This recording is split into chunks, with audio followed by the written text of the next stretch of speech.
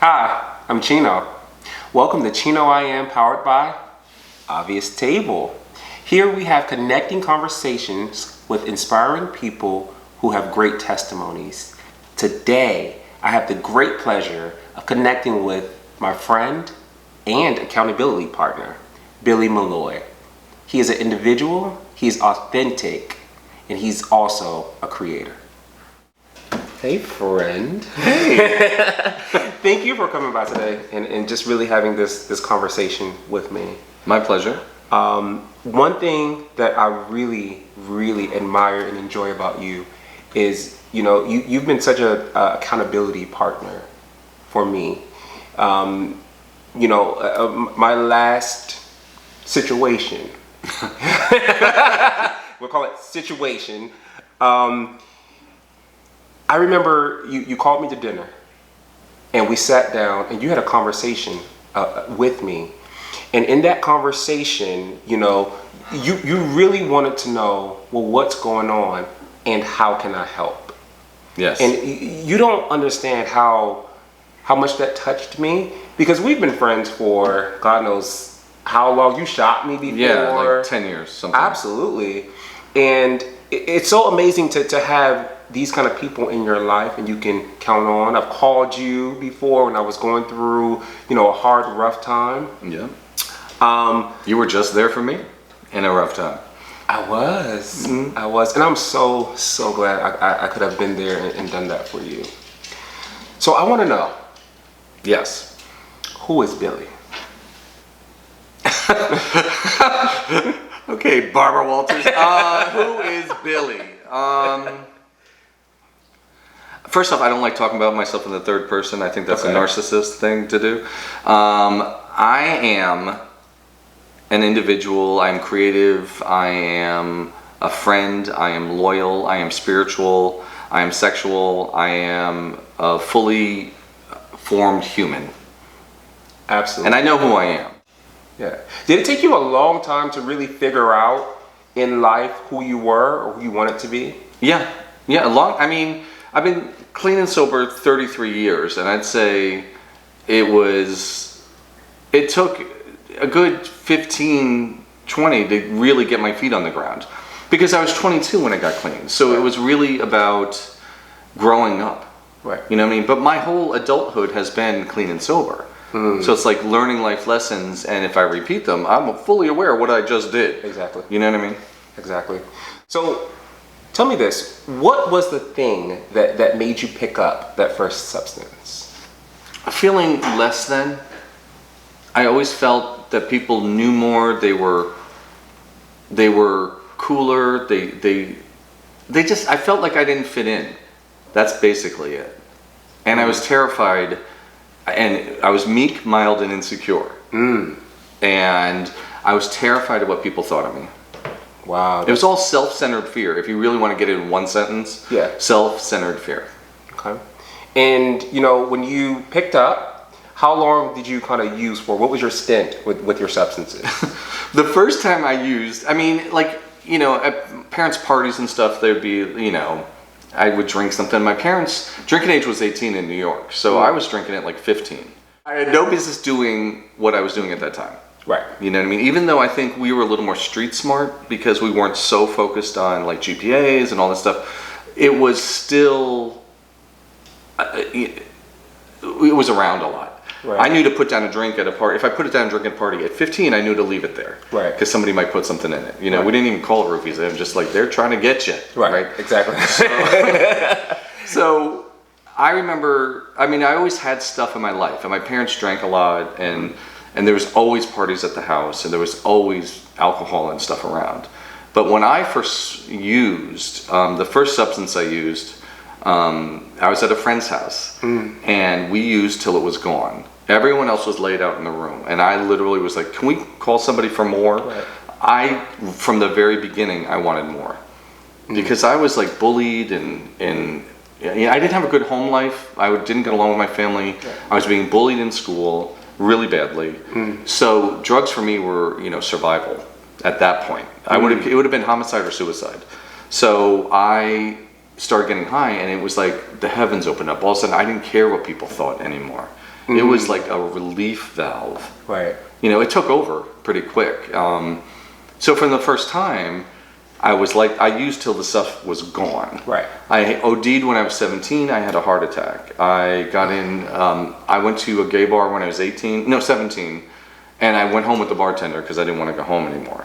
And got arrested a bunch for like violent fights. Wow.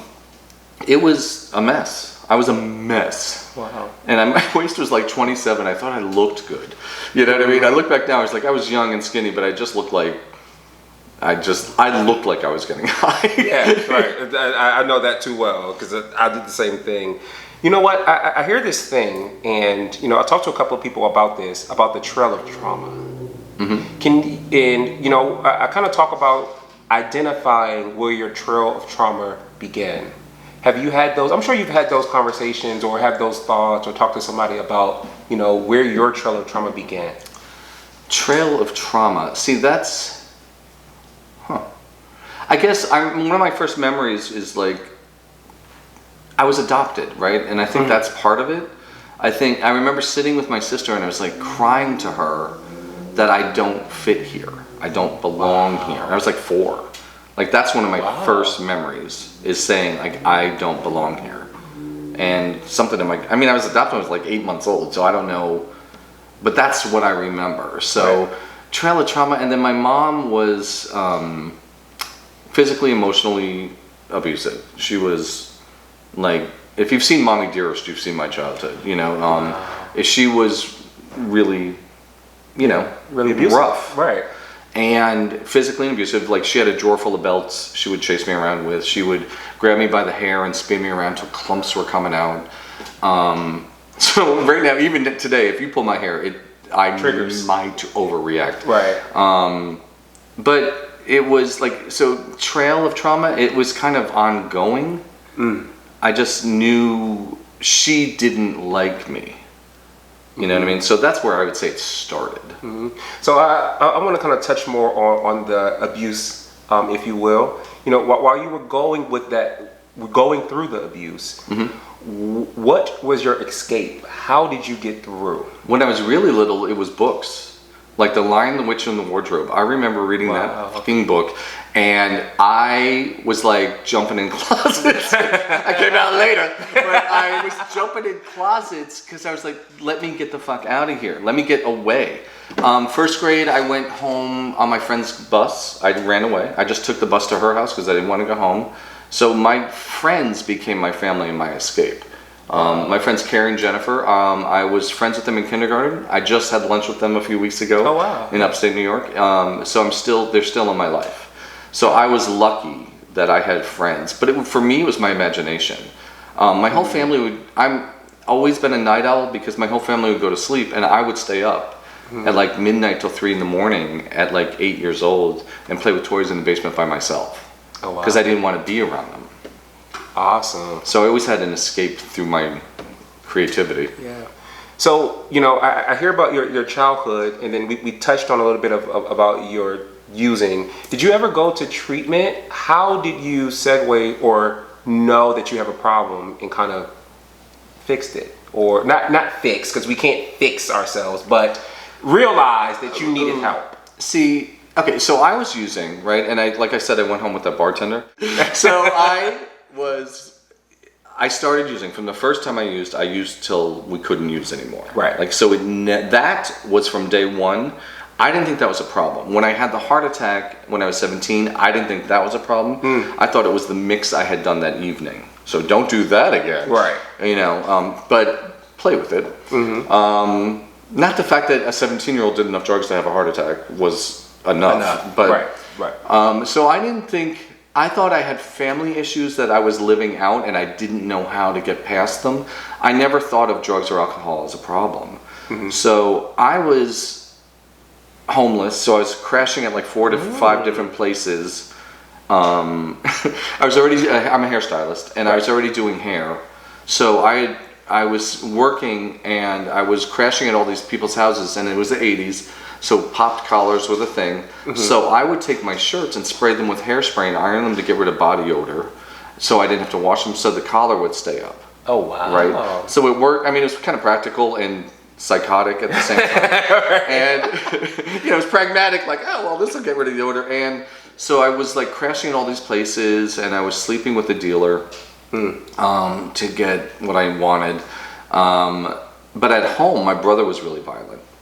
So my parents started having a counselor come in to treat him because I was doing my stuff out of the house. I was already used to not letting them in because it was an abusive emotional situation for me. Right. So they had the counselor come in. The counselor took one look at me and was like, oh, so you're the guy with the problem? And I was like, no, it's him. Right. You're like, right. Asshole. I mean, my hair was as white as my shoulders. I was skinny as shit. I was doing...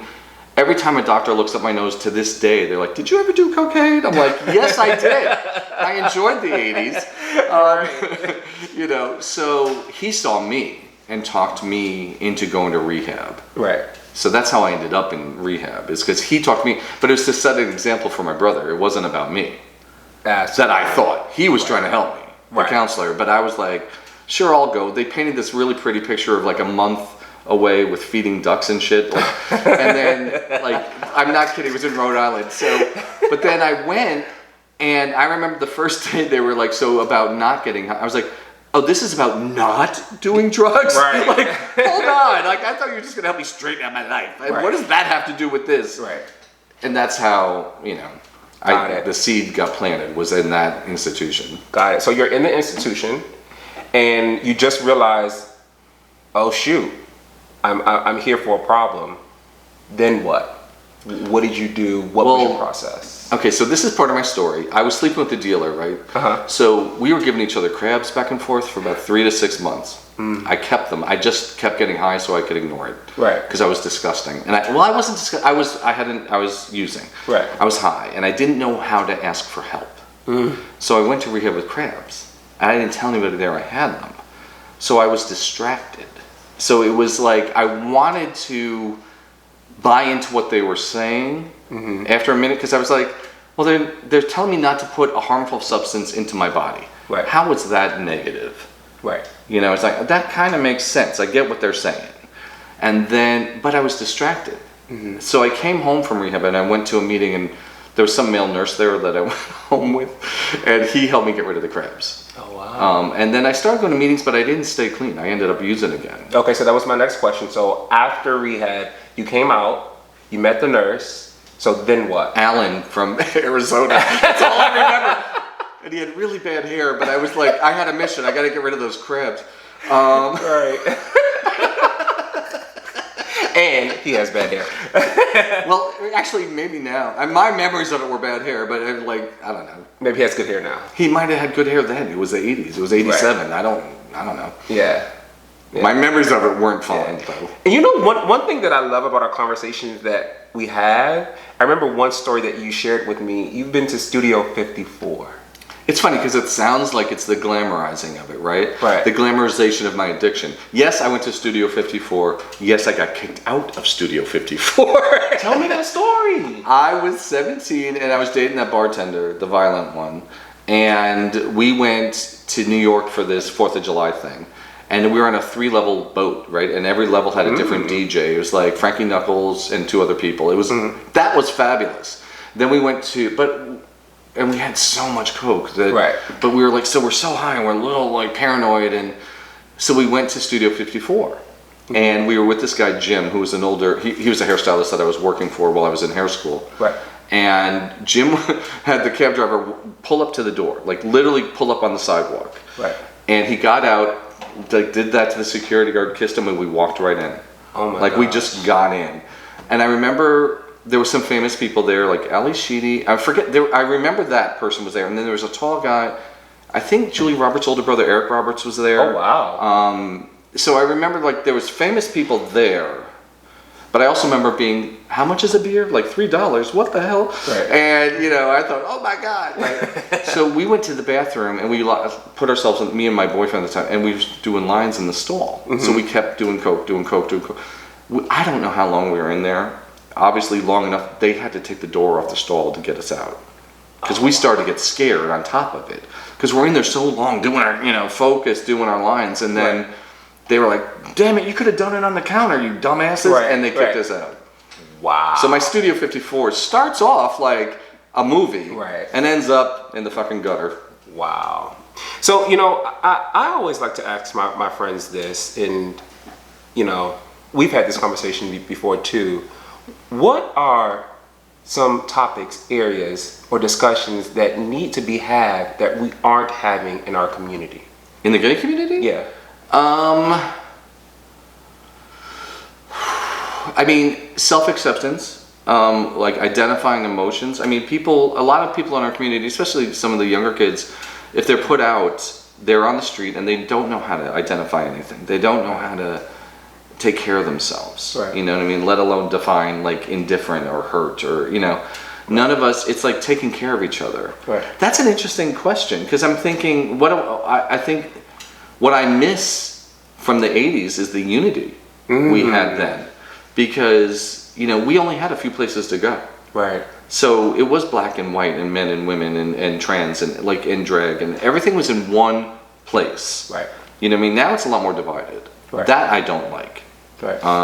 And that's not how I came up. So that's hard. I think we need more unity under our umbrella. Because I see a lot of some mutual friends who still don't respect trans stuff. They don't respect pronouns. They don't.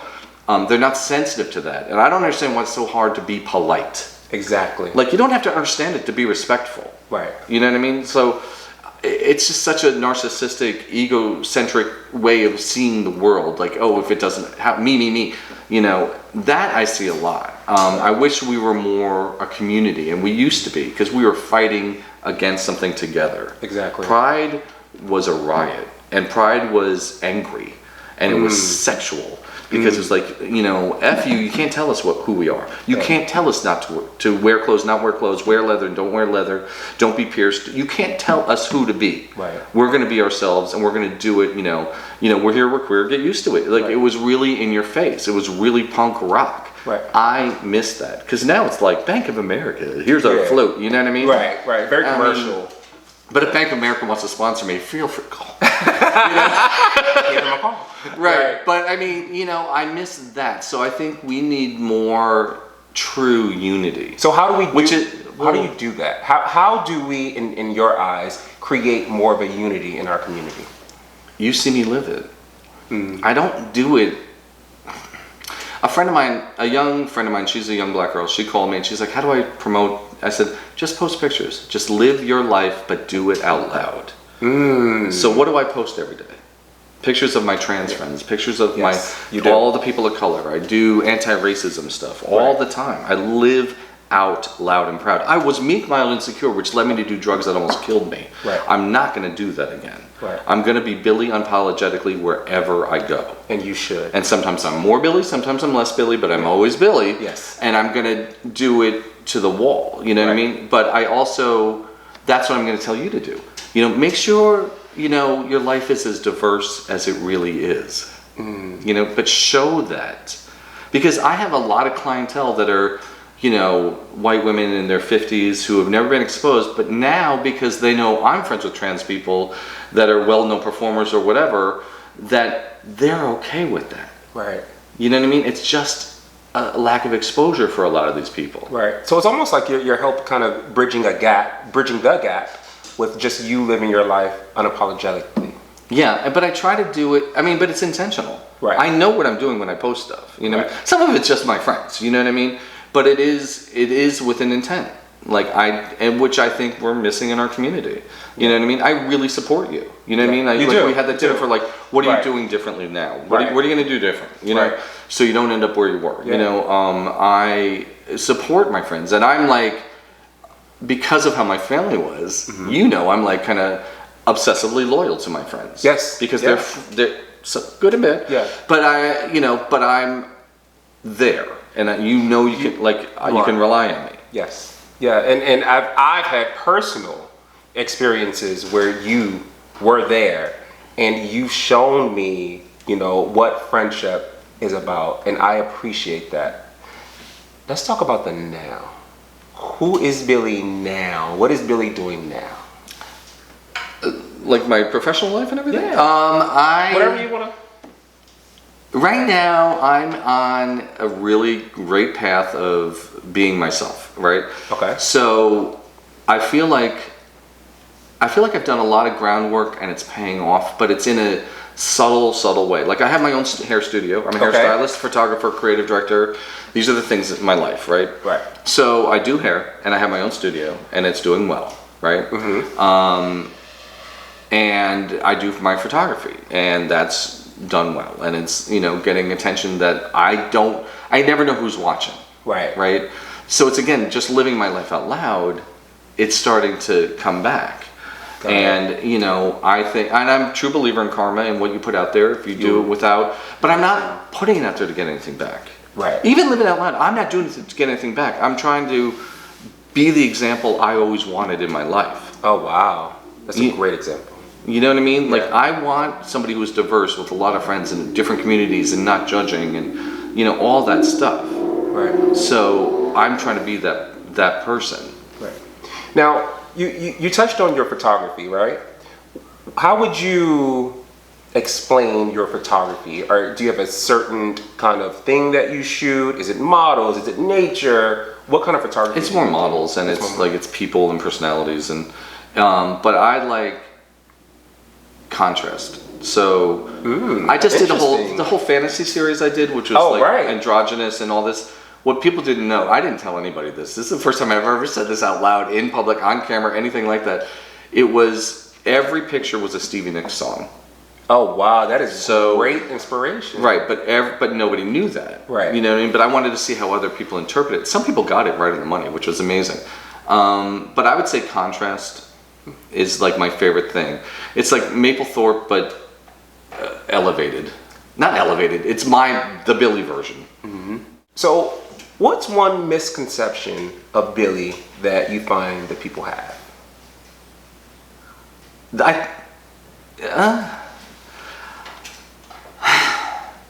What I hear, because I don't care. I know there's misconceptions out there.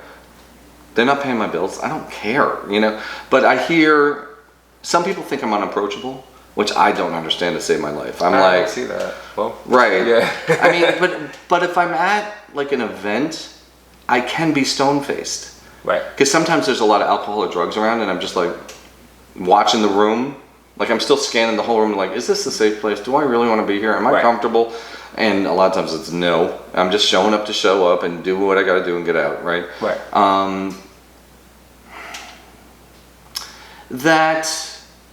I mean, I've heard a lot of different things that, you know, because some people think I'm the type of white guy I'm down with that, my brother. I hate that shit. You know what I mean? But I'm not, that's not me. So I don't really, when someone comes to me with that, I'm like, sorry to feel that. Like, obviously you don't know me. Right. You don't really know me because you would know that is not me. Right. So misconceptions about me, there's a bunch, but you know. Yeah, you don't care. You don't give a shit. Right? Are they here? Are they paying your bills? No. Exactly. It's truly, I don't. Yeah. You know. Billy, I just want to thank you for coming by and connecting with me and having this awesome conversation and you letting me in just a little bit more. You know, I've known some things about you, but I've kind of found out some new things. Right.